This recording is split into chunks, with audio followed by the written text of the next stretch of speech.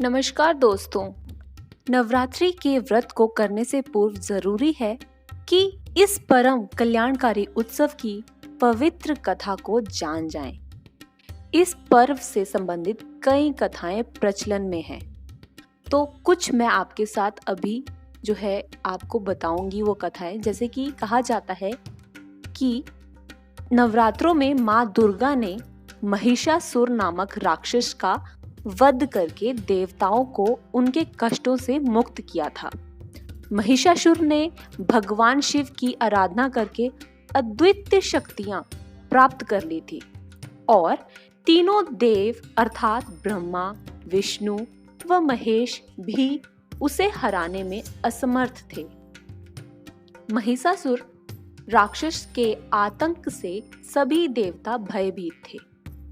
तो उस समय सभी देवताओं ने अपनी अपनी शक्तियों को मिलाकर दुर्गा को अवतरित किया। उनके शक्तियों के तेज से जन्मी माता दुर्गा ने महिषासुर का वध कर सबके कष्टों को दूर किया था। इस व्रत की एक और प्रमाणिक कथा है।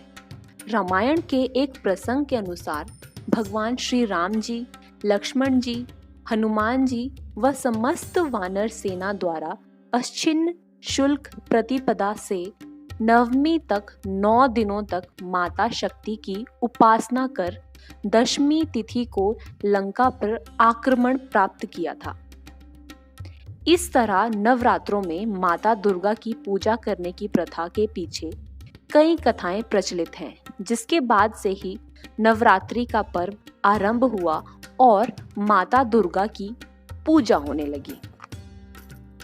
तो दोस्तों, आप जानते ही हैं कि अष्टमी व नवमी के दिन हम माता को छोटी कन्याओं के रूप में पूजते हैं। लेकिन आप यह भी जानते हैं कि इस समय एक महामारी चल रही है जिसे हम कह रहे हैं कोरोना।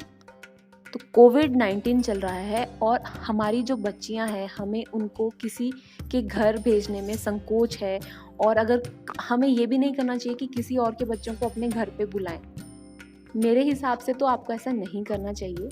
अगर आपको कंजका पूजन फिर भी करना है तो हम ये कर सकते हैं कि जो हमारे घर में ही बच्चियां हैं, ऐसे तो कई घर हैं जिन घरों में जो है बेटियां नहीं हैं, क्योंकि बेटी किसी के घर में होना भी एक वरदान ही होता है।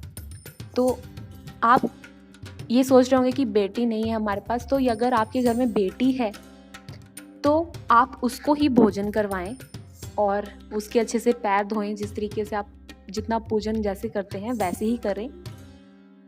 या फिर अगर आपके घर में कोई बच्ची नहीं है तो आप जहाँ पे आप माता जी की आराधना कर रहे हो, जहाँ पे आपका मंदिर है, आपने उनकी कोई मूर्ति स्थापित की है या फिर कोई तस्वीर स्थापित की है, तो आप उस रूप को ही कन्या रूप मानकर माता के चरणों को हाथ लगाएं, उन्हें धोएं और उनको ही जो प्रसाद है हलवा, पूरी, चने का, वो आप उनको अर्पित करें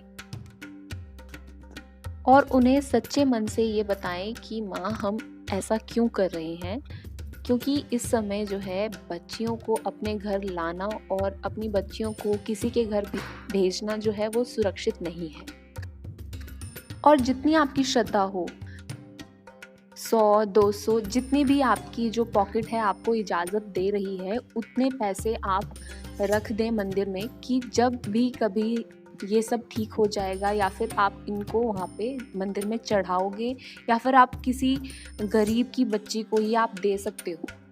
तो हम ऐसा भी कर सकते हैं, क्योंकि माँ जो है वो सिर्फ आपका दिखावा नहीं देखती है। माँ जो होती है, भगवान जो होता है, वो सिर्फ श्रद्धा देखता है। तो आपने ये नहीं सोचना कि अगर हम कन्या पूजन नहीं करेंगे तो माँ प्रसन्न नहीं होगी। तो माँ सिर्फ आपकी श्रद्धा देखती है।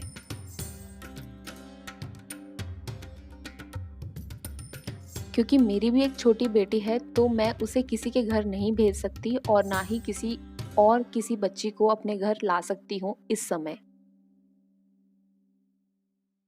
आप ये भी कर सकते हो कि अगर आप 9 कन्याओं को ही पूजना चाहते हैं तो आप अपने जो 9 पूरियाँ, हलवे, चने जैसे भी आप देते हो उस तरीके से रख के अपने बच्ची को और माँ की तस्वीर, माँ की मूर्ति को भोग लगाने के बाद आप उनको जो है गाय को दे सकते हो। हिंदू मान्यता के अनुसार सभी जो देवी देवता जो होते हैं वो गाय में वास करते हैं। तो आप जो है अगर गाय को ये प्रसाद दोगे तो ये प्रसाद जो है वो माँ स्वीकार ज़रूर करेगी। और वैसे भी ये समय जो है ऐसा चल रहा है कि जो जानवर हैं उनको जो है खाने को नहीं मिल रहा है, तो आप ये भी कर सकते हो।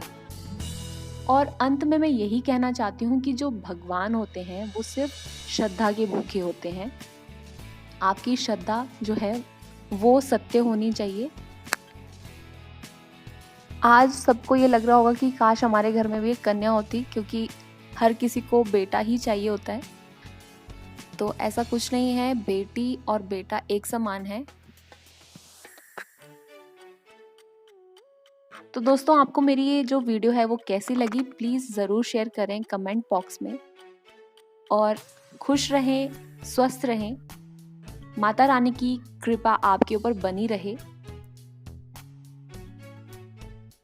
बोलो अम्बे मात की जय।